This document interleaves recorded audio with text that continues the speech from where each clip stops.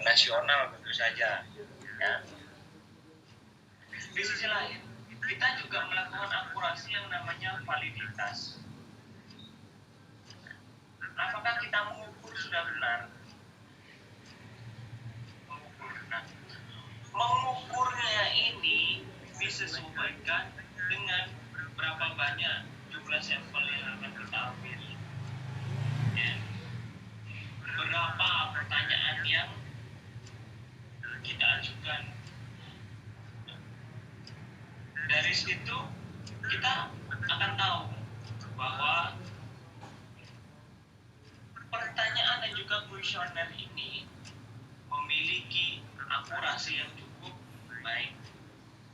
Nah, jadi kita harus memastikan segala reliability dan juga validitasnya. Baru kita melakukan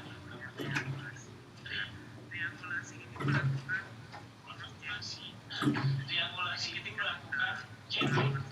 Jadi ketika kita melakukan sebuah penelitian, ada yang namanya uji. Namanya adalah triangulasi. Nah, triangulasi ini digunakan terhadap apa? Pertama ya, terhadap data yang diperoleh dengan melakukan beberapa metode. Lihat waktunya, metodenya, dan juga penelitiannya. Saat ini penelitian dilakukan oleh Yahdi. Ya. Besok penelitian dilakukan oleh Dedi.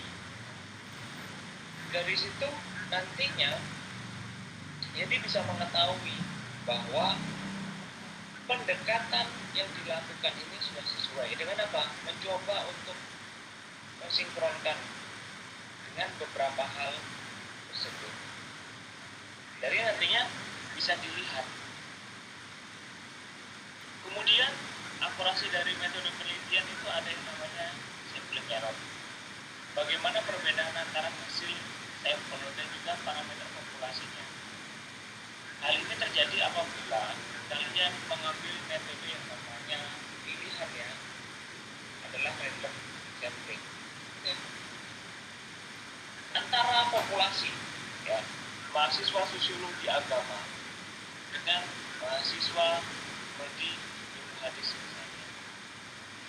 Jumlahnya hampir sama. Tapi ketika kalian mengambil sampel, ternyata ada perbedaan. Yang satunya mungkin dengan latar keilmuannya yang usia berjuara, dan lagi yang keilmuannya seksual. Itu juga akan mempengaruhi. Di sisi lain, ada yang namanya non-sampling error. Bagaimana kesalahan-kesalahan lain itu yang tidak dapat dilakukan. Jadi ada sampling errornya itu adalah ketika kami mengambil sampling, ada juga non-sampling error. Nah, ini bisa terjadi. Biasanya non-sampling error. Kalau mau duluan nggak apa-apa Dan. Kalian sebagai peneliti pamit membuat sebuah kuesioner yang sejatinya itu diturunkan dari pemahaman teori. Yang kedua, interviewernya. Nah, kalian bertanya kepada interviewer yang sejatinya interviewernya itu ya dia nggak menjawab apa-apa, dia hanya asal saja isinya. Ya. Atau bahkan responnya yang memberikan responnya. Jadi, kalian sebagai peneliti, interviewer itu adalah orang yang kalian mintai tolong untuk melakukan survei. Nah, respondennya ini adalah orang yang mengisi. Ya. Jadi tiga hal ini. Jadi itu namanya adalah non-sampling error. Kemudian bagaimana sih ya perbedaan antara sampling dan non-sampling error? Nah, sampling error ini ya biasanya sering muncul karena cara kalian atau cara kita mengambil sampel ini yang setidaknya memiliki kecenderungan berbeda dengan apa yang sudah menjadi ketentuan. Pertama, ketika jumlah populasi kita itu ternyata besar cakupannya, tapi sampel yang kita ambil hanya sedikit. Sampel yang kita ambil itu hanya mengambil bukan dari teknik pengambilan sampel, Tapi kita mengambil secara personal, ini adalah kedekatan dengan teman kita. Nah, biasanya hal ini terjadi tanpa kalian sadari, itu nantinya akan merusak hasil yang kalian dapatkan. Di sisi lain, ya, selain bagaimana kalian mengambil sampel itu penting, kalian juga harus melihat apakah sampel ini sifatnya heterogen atau homogen. Heterogen ini dilihat dari mana? Dari persebaran penduduknya, dengan berbagai macam karakteristik, dengan berbagai macam ruang lingkup di dalamnya. Di sisi lain, ya, kalian juga harus mengukur kira-kira dengan jumlah pertanyaan saya yang banyak, ya, apakah seluruh responden ini mampu untuk menjawab semua pertanyaan yang dilakukan oleh kalian sebagai peneliti atau interviewer. Nah, kalian juga harus memastikan itu. Ini untuk meminimalisir yang namanya sampling error. Ya. Kedua, ada yang namanya non-sampling error. Seperti yang saya bilang tadi, bahwa bukan hanya ketika kalian melakukan sampling saja yang nanti membutuhkan error, tapi ketika kalian salah dalam menganalisis data, mengambil datanya, itu juga nantinya akan error. Di sini kita bukan berbicara salah atau benar, tapi berbicara tentang error. Nah, error berarti kan ada yang prosedur yang kurang pas. Jadi pemahaman kalian begini, ketika kalian nantinya memasukkan dalam sebuah alat SPSS, ya, atau berbagai macam alat ukur apapun itu, kalian nanti lihat ketika tulisannya error muncul bahwa your data is not valid. Nah, itu sejatinya terjadi yang namanya error, dan itu dimungkinkan didasarkan dari kalian sendiri sebagai penelitinya. Yang kedua, ada interviewer error.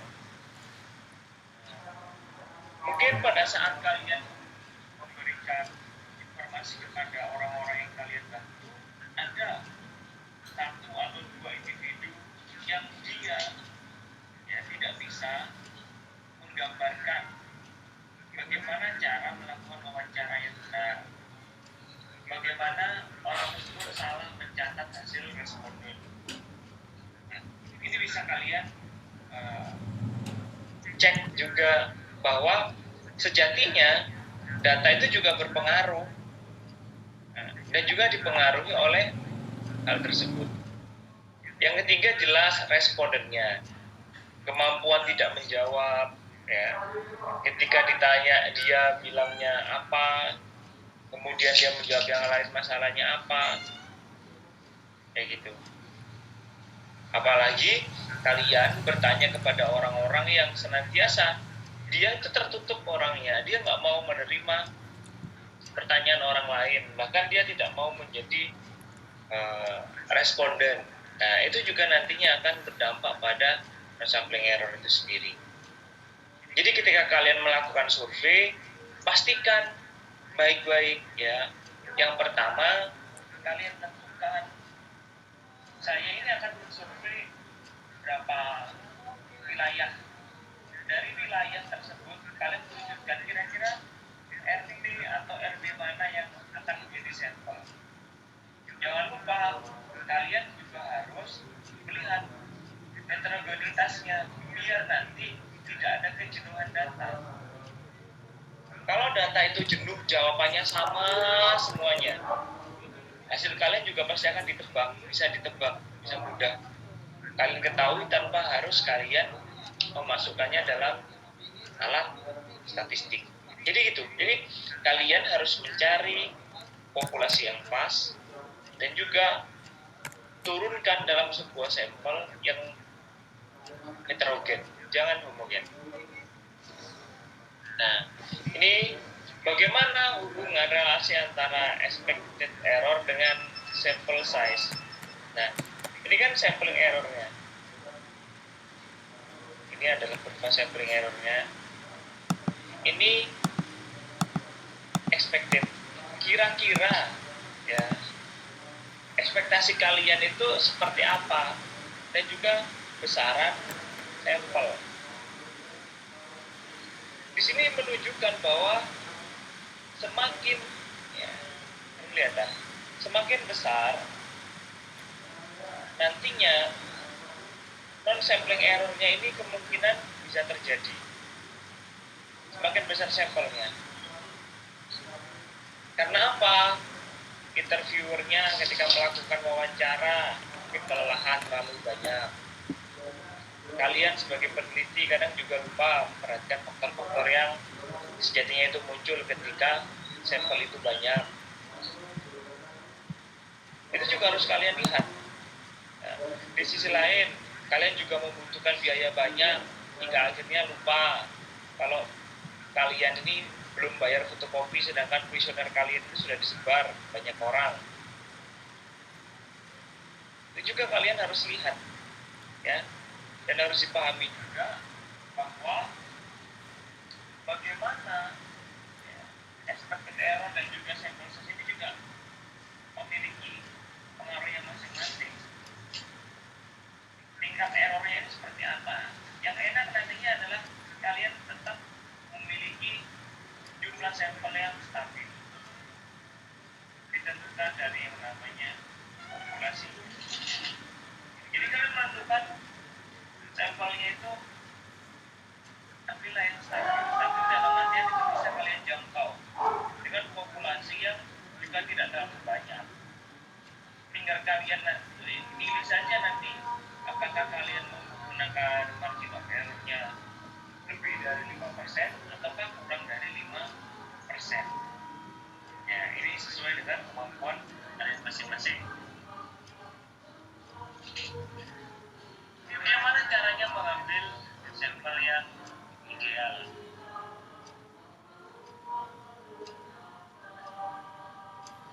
Mengambil sampel yang ideal, kalian harus tahu bagaimana kondisi populasinya. Seperti yang saya bilang tadi, bahwa kondisi populasi itu nantinya akan menentukan kira-kira gambar kalian sampel yang kalian ambil itu sesuai atau tidak.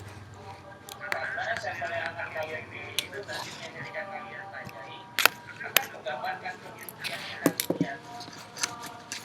Oleh karena itu, jangan sampai ketika kalian memilih populasi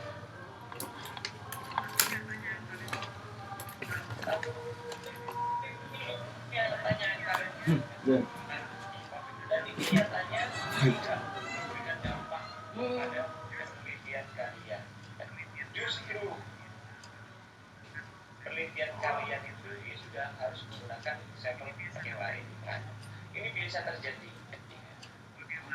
Bagaimana survei-survei yang dilakukan oleh beberapa kelompok, beberapa kalangan ini memberikan sebuah hasil yang sejatinya hasil itu mudah ditebak. Yang jelas di wilayahnya Ajril, di wilayahnya Yahdi, masyarakatnya mayoritas Muslim. Ketika ada partai non Muslim masuk untuk kampanye di sana, jelas gak ada yang milih. Karena apa?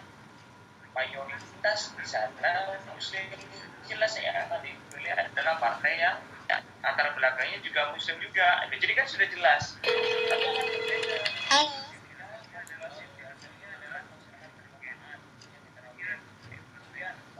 Yang masuk untuk kampanye, tinggal dilihat bagaimana perilaku pemilihnya. Dan jadi ada beberapa hal yang nantinya terkait dan terikat. Jadi itulah yang harus kalian pahami, ya tentu saja. Di sisi lain, ya, pengambilan sampel ini harus presisi juga diakurasi. Jangan sampai ya dari populasi yang kalian ambil atau kalian mengambil di luar wilayah populasi ini. Karena tidak akurasinya harus kalian batasi wilayah RT ini ya, sudah hanya RT saja. Jadi KTP RTX saja, tapi di luar itu misalnya orang yang tinggal di Jogja, orang yang tinggal di Jogja bukan berarti orang yang memiliki KTP Jogja, tapi yang saat ini tinggal mendiami wilayah Jogja itu sendiri. Jadi kalian harus pahami konsep itu juga. Kecuali kalian buat respondennya bahwa orang yang memiliki KTP Jogja. Jadi jelas bukan hanya orang yang mendiami dan juga tinggal di Jogja saja, tapi orang di luar Jogja selama dia punya KTP Jogja, dia bisa menjadi responden. Nah, ini pengambilan sampel-sampel semacam ini pun juga harus kalian ukur ya. Terlebih bagaimana kalian melakukan saving terhadap dana, waktu, dan juga tenaga. Ini juga harus kalian pikirkan. Semakin lama kalian melakukan survei, hasilnya akan semakin tidak jelas. Karena apa? Jelas, interviewernya pun juga akan mengalami gangguan psikologis ketika dia terus bertanya dengan pertanyaan yang sama, tapi lokasinya jauh dan itu waktunya sangat lama. Tingkat konsentrasi seseorang itu pasti akan berubah. Nah, itu juga harus kalian pahami benar ya. Dan bagaimana mengadministrasikan survei itu sendiri? Pertama, ini adalah bagaimana agar saya dapat mendapatkan jawaban kuesioner. Jadi kalian membawa sebuah instrumen survei, kemudian kalian dudukkan ya, dalam sebuah proses wawancara ya. Kalian melakukan pendekatan. Yang harus kalian tahu adalah kapan waktunya. Oleh karena itu kalian harus janjian dengan pertama respondennya. Dari responden kita memberikan jawaban, kira-kira survei itu waktu yang nantinya diberikan oleh responden kepada interviewer, ini kalian manfaatkan betul. Jangan bertanya di luar waktu yang mungkin ditentukan oleh responden, karena ini nantinya akan mempengaruhi secara psikologis jawaban. Hasilnya akan mempengaruhi. Ketika kalian bertanya, kira-kira saya bisa bertanya sama Darul kapan? Pagi, sore? Saya bisanya sore. Ya sudah, ikuti sore. Jangan pagi ketika orang itu sedang sibuk segala macam. Di sisi lain, kalian pun juga harus tahu waktunya. Kalian dikasih waktu 10 menit saja ya sudah, manfaatkan 10 menit itu. Jangan nambah-nambah. Nah, itu juga akan mempengaruhi. Karena ya, yang namanya responden ini hanya memberikan respon. Kalian memberikan stimulus. Stimulusnya bisa pertanyaan atau apalah kalian bisa memberikan. Jadi ketika responden ini mendapatkan stimulus, dia hanya memberikan respon. Tapi ketika stimulusnya ini sudah jelek, kalian janjian jam 4, ternyata kalian datang jam 4:30, orang ini juga akan memberikan respon buruk. Nah, itulah yang kadang tidak diperhatikan pada saat melakukan survei. Ya sudah survei, karena target hari ini harus selesai, semua orang disurvei di waktu yang sama, di jam yang sama. Nah, itu juga harus kalian pahami. Ya, di sisi lain ada yang namanya transportasi, perlengkapan, dan lainnya. Ini pun juga harus kalian paham bahwa survei itu tidak hanya sekedar kalian bertanya, mendapatkan jawab.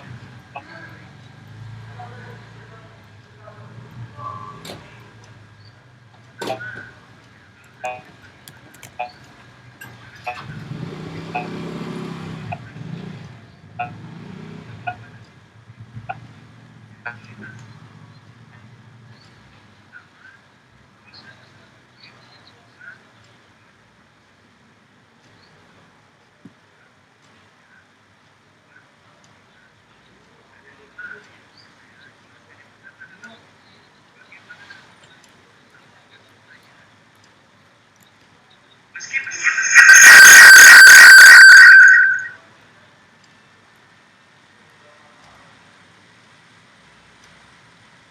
karena itu perlu adanya definisi dan juga kriteria yang jelas.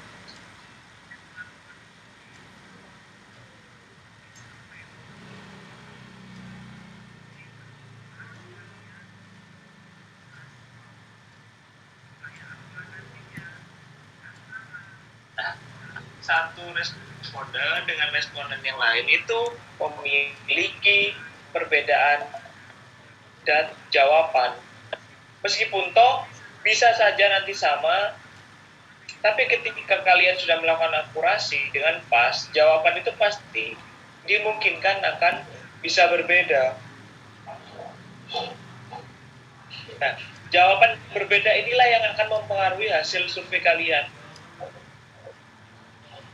Kalian mengukur bagaimana tingkat moderasi beragama mahasiswa sosiologi agama. Kalian lihat moderasinya itu didasarkan dari beberapa faktor. Misalnya, ada yang mengatasnamakan bahwa moderasi itu disesuaikan dari pemahaman secara pluralisme. Ya. Di sisi lain itu didasarkan dari yang namanya toleransi itu sendiri. Atau mungkin dihadapkan pada pemikiran seseorang yang berada di tengah. Itu yang nantinya bisa kalian lihat, karena nantinya itu akan menjadi tafsiran respondennya. Seperti yang saya bilang tadi, yang kedua itu ditentukan dari apa? Kualitas responden. Ya, bagaimana kualitas ini ditentukan oleh ketersediaan. Jadi kualitas jawaban itu dipengaruhi oleh ketersediaan. Ya. Respondennya itu ada, respondennya itu juga mau merespon, dia bersedia diwawancarai. Itu juga akan mempengaruhi. Yang ketiga adalah situasi responden. Bagaimana situasi mereka? Apakah mereka sedang baik-baik saja? Apakah mereka sedang sibuk? Dan juga kalian harus tahu, ketika kalian bertanya, cobalah kalian pahami apakah responden kalian itu nyaman dengan pertanyaan yang kalian ajukan. Apabila nyaman, baik-baik saja, ya ajukan. Kalau tidak, ya berhenti. Maka dari itu yang harus kalian lihat adalah, sebelum kalian bertanya, cobalah minta maaf. Maaf Pak, apakah keberatan dengan saya mengajukan pertanyaan ini? Nah, kayak gitu. Jadi hal-hal semacam itu. Dan yang paling penting adalah kira-kira ketika kalian bertanya itu, apakah responden itu dapat memiliki ingatan yang baik? Nah, apalagi berkaitan dengan hal yang sudah lama terjadi. Nah, sekarang kalian melihat perilaku teroris, yang kalian coba ajukan pertanyaan adalah pertanyaan-pertanyaan yang itu sudah lama, gitu. Oke, jadi itu ya. Oleh karena itu kalian sebagai surveyor itu harus memilih waktu, cara, dan suasana yang tepat. Nah, itu harus kalian perhatikan, ya. Yang namanya survei itu ya begitu. Kalian nggak boleh asal-asalan. Inilah menariknya, ya. Apalagi kalau sekarang ya gampang saja menggunakan Google Form segala macamnya, itu pun bisa. Tapi kalau kalian kalian malas menggunakan kertas, medianya banyak, kalian pakai handphone saja. Ini tolong saya punya pertanyaan 5, punya pertanyaan sekian, tolong jawab dong langsung. Kalau dulu pakai kertas, saya survei dulu pakai kertas, karena dari kertas itu akan dijawab oleh banyak orang, kemudian kita masukkan satu persatu. Tapi sekarang kan mudah caranya. Nah, ini yang penting juga, bagaimana cara memproses hasil survei. Oleh karena itu, kalian nantinya harus memiliki pengetahuan akan metode statistik dan juga software package. Nah, nanti dalam mata kuliah statistika ini, nanti kita akan membuat hasil survei yang paling mudah saja, bisa menggunakan Word, bisa menggunakan Excel, ya. Nantinya kalau kita sempat nanti kita bisa masukkan menggunakan SPSS. Dan yang penting bagaimana statistika ini kita masukkan dalam sebuah alat ya, alat untuk mengecek literaturnya. Nah ini nanti kalian juga harus dipahami bahwa statistika yang paling mudah ya menggunakan Word dan juga Excel atau menggunakan PPT pun nanti juga bisa ya. Apalagi kalian menggunakan SPSS. Bagi yang komputernya tidak support pun juga pasti akan kesusahan menggunakan SPSS itu sendiri. Di sisi lain kalian memproses survei itu tujuannya adalah supaya hasil akan tercatat dengan baik. Gitu. Dan ketika kalian tahu, masukkan saja seperti yang bilang tadi, yang paling mudah adalah ya Excel itu tadi paling mudah. Jadi minggu depan setelah UTS ya, nantinya itu pada saat puasa ya, nantinya kita akan berbicara banyak tentang pengolahan datanya. Nah, ada editing juga. Nih. Dan yang paling penting adalah ketika kalian mengolah hasil survei, kalian harus tahu data itu mau diapakan, ataukah mau didiamkan, ya, ataukah mau bisa dibilang ditaruh begitu saja, ataukah langsung dianalisa. Jadi kalian coba cari nantinya, ya, ketika kalian mendapatkan data itu diamkan, kalian anggurkan begitu saja, kalian taruh begitu saja, atau mau kalau kalian langsung analisa. Karena nantinya ketika kalian mendiamkan data yang begitu lama, data itu pasti akan kadaluarsa. Karena perilaku manusia itu kan berbeda-beda dan juga berubah-ubah sesuai dengan waktunya. Jadi saat ini kalian bertanya kepada responden kalian jawabannya X, tapi ketika kalian konfirmasi lagi jawabannya berbeda, itu bisa saja terjadi. Nah, kalian masukkan dan buat kodenya ya, minggu depan kita tahu ya. Setelah UTS nanti kita mempelajari itu full data, bagaimana mengolah data ya. Kita masukkan dan kita tahu bagaimana kebutuhannya. Nanti kita juga bisa menggunakan analisis datanya.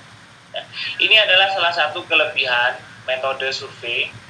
Yang pertama, nggak mahal kok. Survei itu nggak mahal, karena sekarang alatnya kan juga banyak.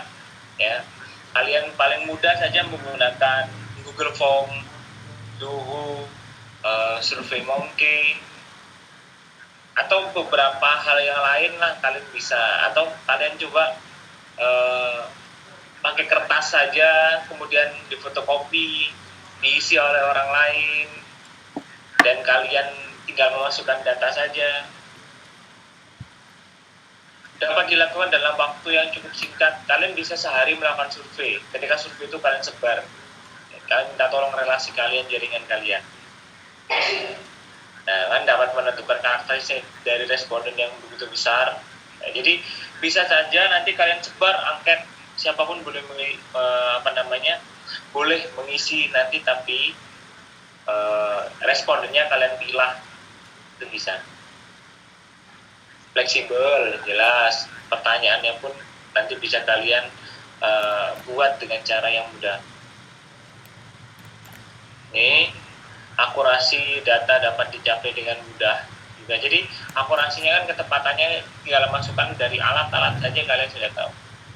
Dan kelemahannya adalah ketika draft kalian survei tidak baik, pasti outputnya pun juga tidak baik.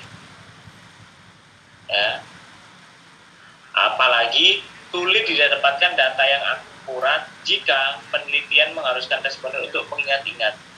Coba Bapak ingat dulu itu apakah ada orang yang kesini ngasih money politik. Nah itu sangat bermasalah.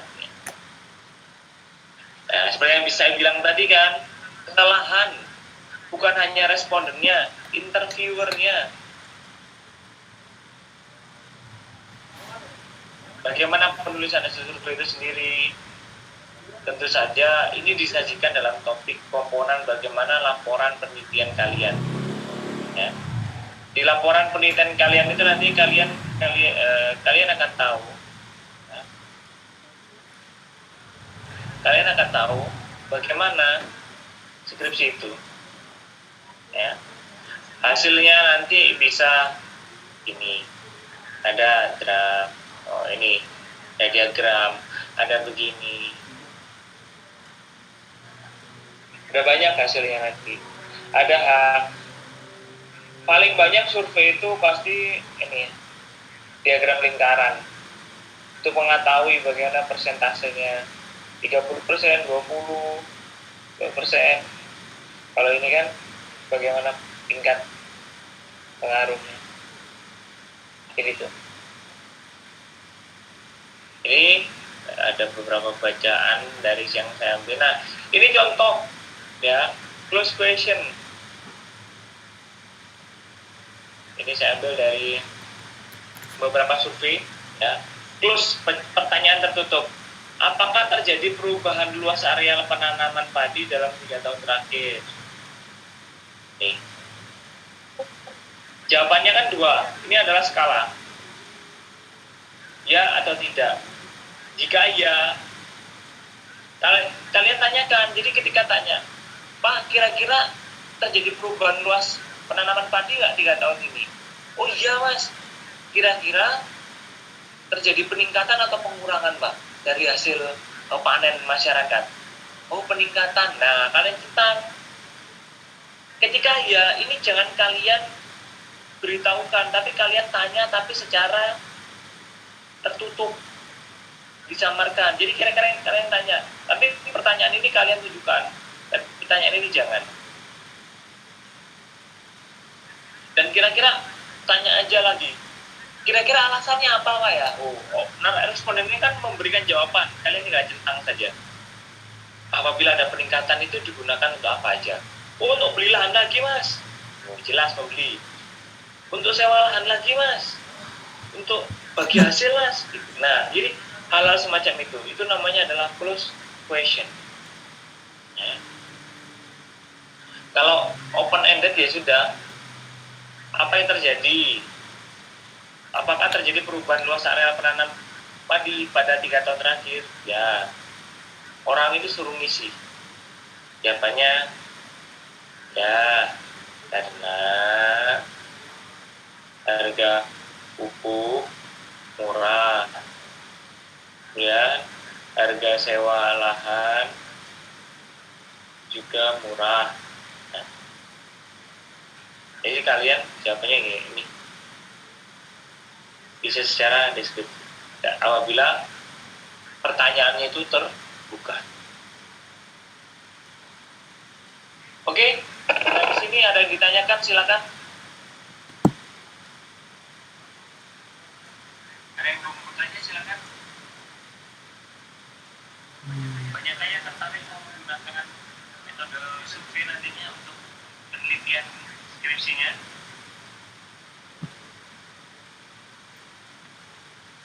Ya. Pak, izin ingin bertanya.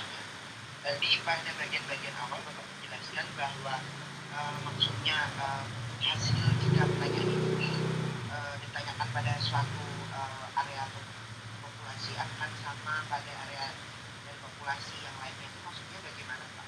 Kan kita tahu bahwa misalnya dari populasi tersebut, misalnya dari kondisinya atau dari jarak menyatakan itu berbeda.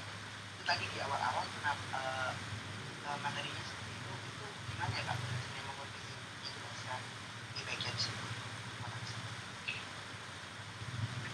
kalian melakukan sebuah survei dalam suatu populasi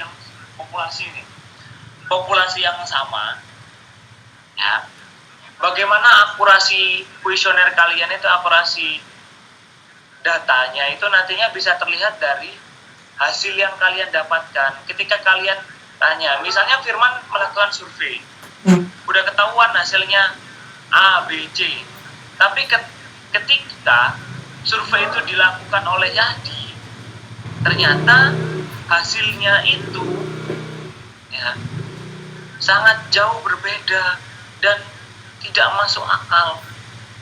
Padahal tanya sama, ya, menggunakan instrumen yang sama, cuma bedanya orangnya. Hal ini memungkinkan terjadinya yang namanya error. Error itu karena penelitinya, karena interviewernya, atau karena non-sampling error lainnya, atau bahkan salah memilih responden. Kayak gitu, Firman. Maksudnya begitu.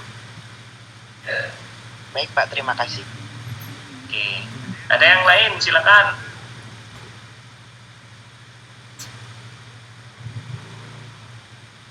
Ada yang lain? Di depan kalian sudah ya.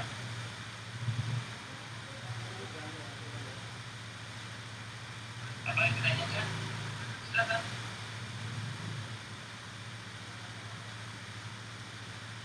Ini ada 29 di 28 orang mungkin.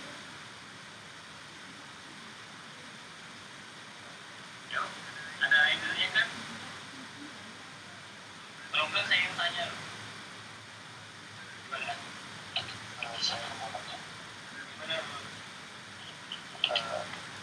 Ini Pak, yang metode survei itu lebih efektif nggak Pak, kalau misalnya kita ganti apa ya, grup WA, soalnya kan misalnya di grup WA kayak gitu, kayak apa ya, ada orang langsung isi atau enggak, terus misalnya kita kalau sebagai langsung ke lapangan itu kan langsung bentuk orang yang lebih efektif mana di WA atau lebih di survei langsung di tempat itu langsung ke di lapangan.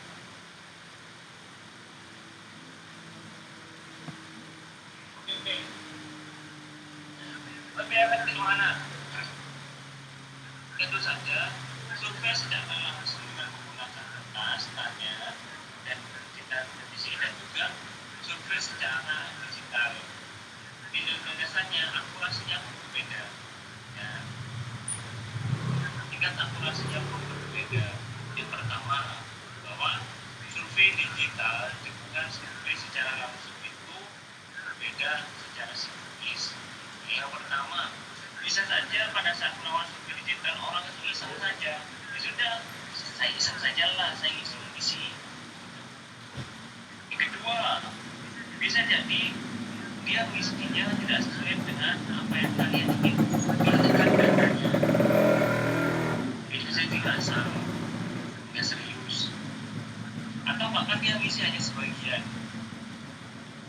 Maka dari itu yang harus dipahami adalah ketika kita melakukan survei digital, kita juga harus paham sampel yang kita ambil seperti apa. Apakah kita makro sampelnya sangat luas dengan asumsi penggunaan big data itu sendiri, ataukah kita terbatas dengan pilihannya beberapa kalangan. Survei dalam beberapa tahun yang lalu, apalagi survei politik segala macam, orang itu datang secara tradisional, terus datang dia dengan cara-cara yang lama, datang ke rumah warga, tanya, memperkenalkan saya ingin mensurvei tentang perilaku pilih, tentang gambaran bapak ibu, tentang pemilu ke depan, tentang bagaimana praktek moderasi beragama, potret tentang pluralisme beragama. Jadi kayak gitu.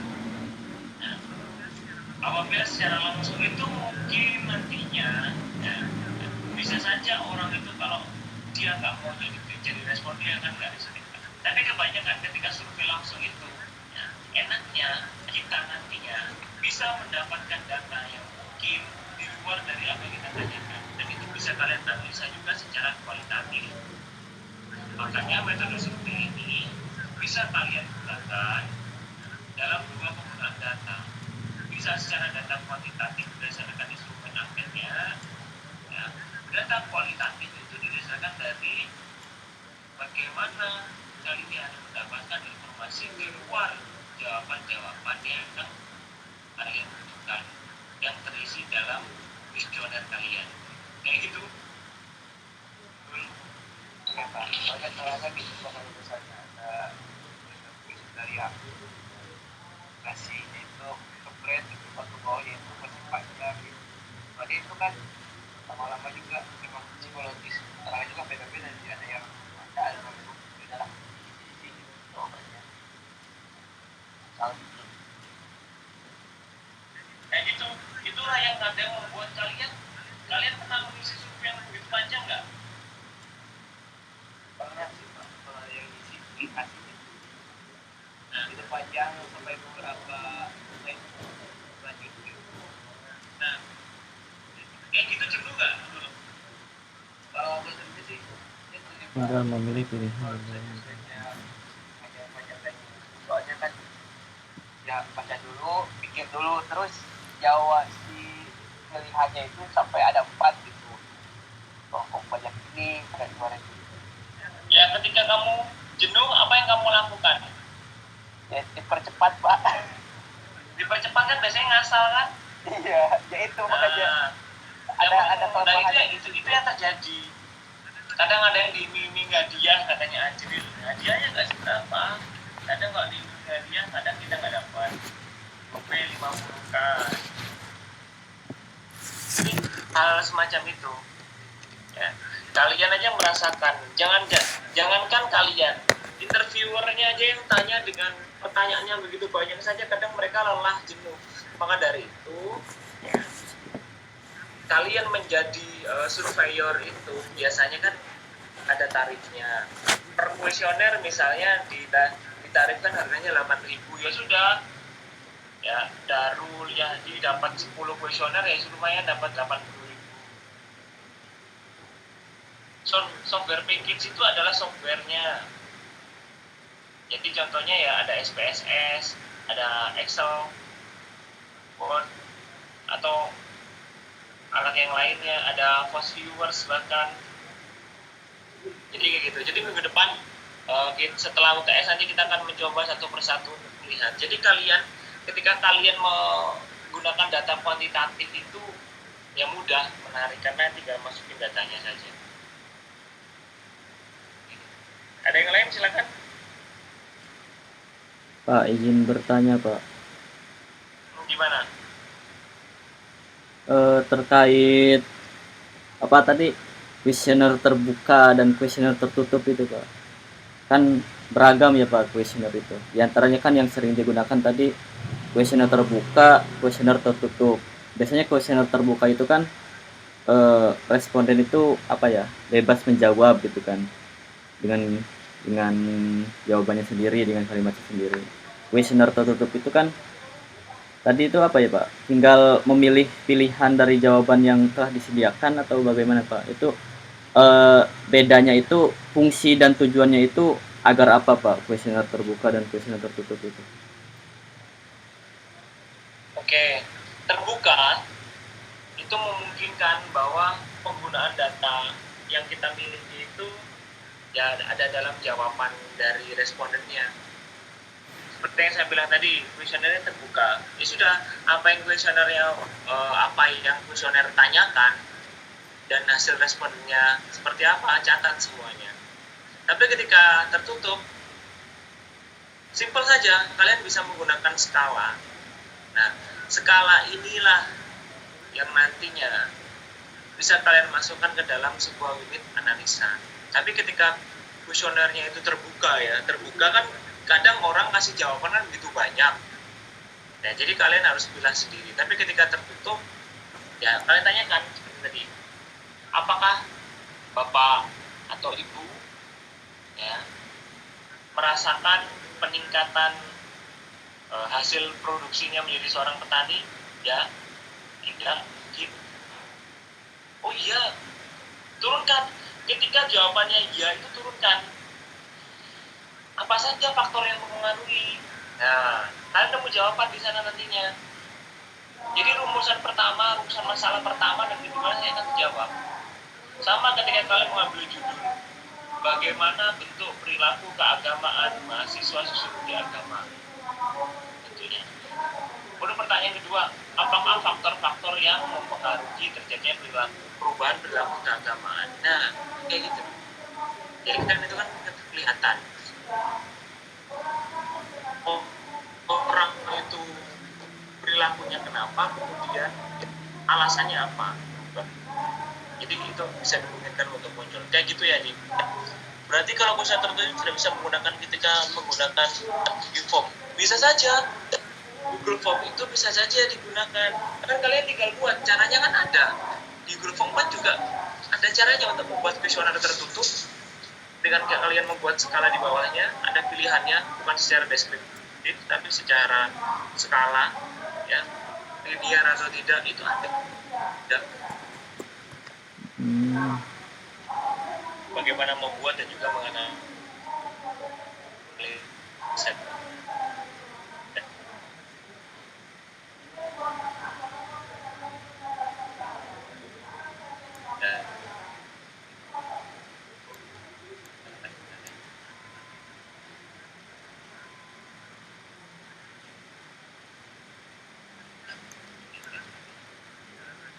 Dan kalau cara itu pasti ada kelebihan dan kekurangan masing-masing. Pada saat Nadia suka dengan yang suka yang kuesioner terbuka, ya sudah, paragrafnya itu kan juga cukup banyak. Nah, ini tinggal diambil poinnya saja. Biasanya yang terbuka ini lebih cenderung sangat keluar kemana-mana kadang. Keluar dari topik kuesioner itu karena secara narasi yang dibangun antara interview dan respondennya pun ini sering kali itu overlap.